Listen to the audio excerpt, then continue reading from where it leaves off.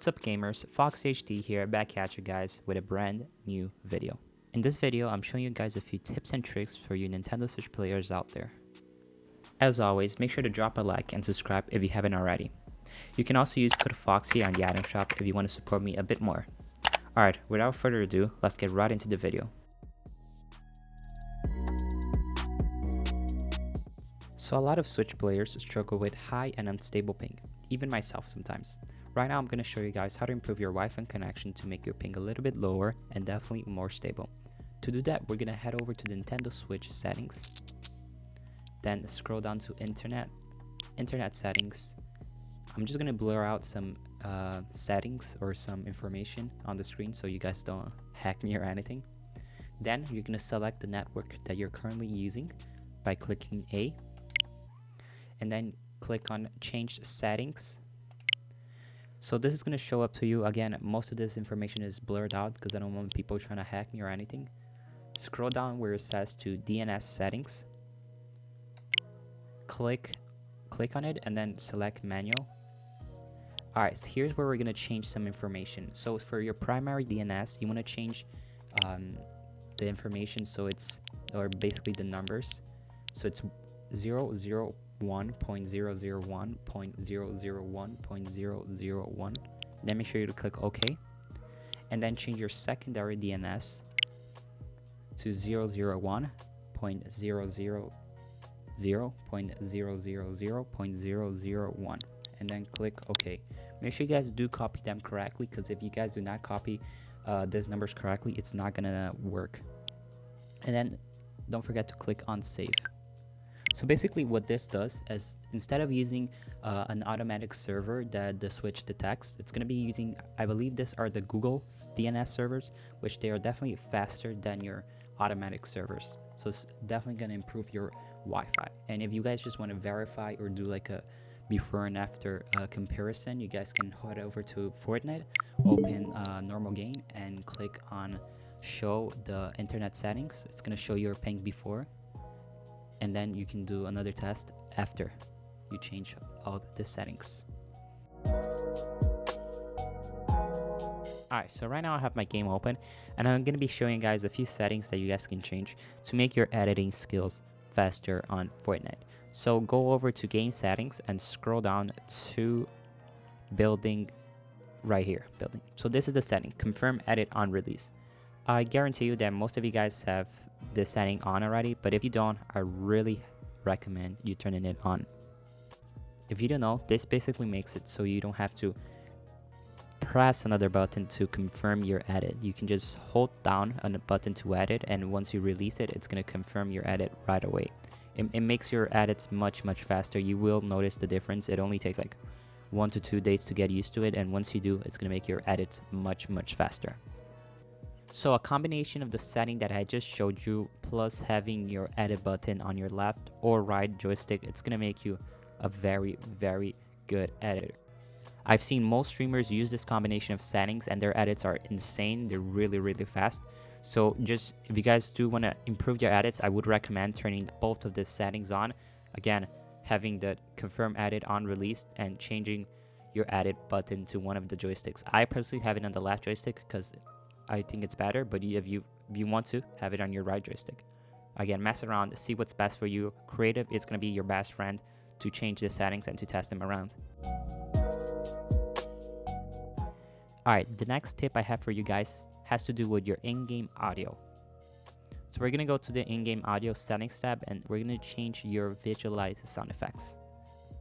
A lot of people have this setting on, but also a lot of people have this setting off.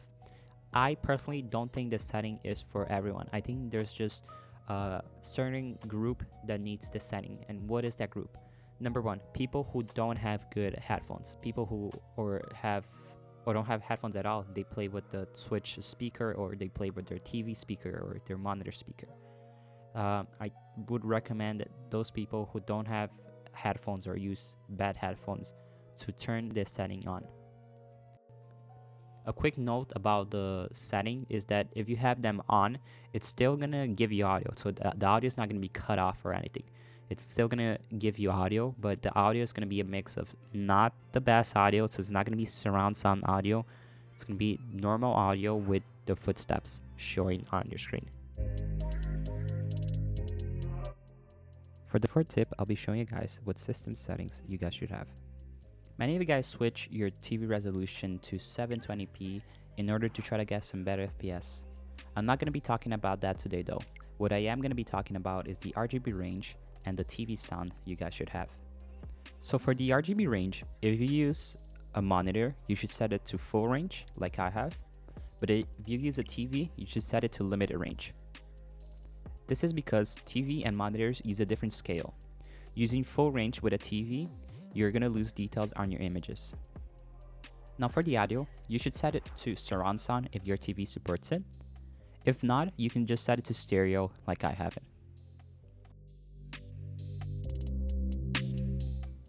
Alright, so for the last tip, I'm going to be talking about motion controls, or some people call it motion options, motion sensitivity.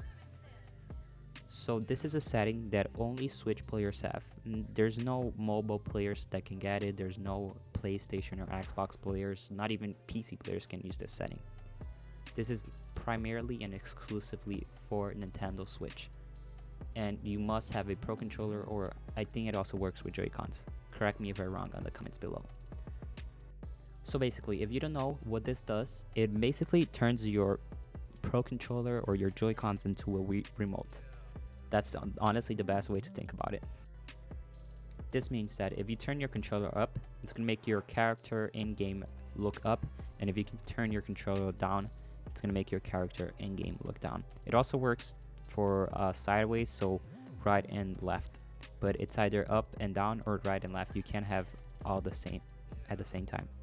There's so many Switch players that use this setting, and basically the best thing about this setting is that it's going to make your shotgun aim, and particularly your shotgun aim, it's also going to help your AR aim and everything, but particularly your shotgun aim is going to make it very, very accurate, because if you want to hit a flick shot, you just need to flick your controller up, or if you want to just hit a lag shot, I guess, you can just flick your controller down. It also helps you a lot with editing. So this is the settings that I have for it. They're not my settings, they're Bean's settings. Motion enable is on. He told me that the best way to use this is roll. Don't use it for, sorry, I just changed something. Don't use it for yaw, use it for roll. Motion invert, this doesn't really matter, but this is the settings that he uses it. Not targeting is 69, 30 for targeting, and motion sensitivity per scope is 30, and motion sensitivity for harvesting tool is 59. So you should honestly, if you have a Pro Controller, you should just go ahead, copy the settings down, and try it for yourself if you like it. If not, of course, if like any setting, it's gonna take you a little bit of time to get used to it, but if you do like it, it will help you a lot hit flick shots with shotguns. I got a few clips of Beans using the motion sensitivity on creative, so you guys can check how it improves your edits and aim.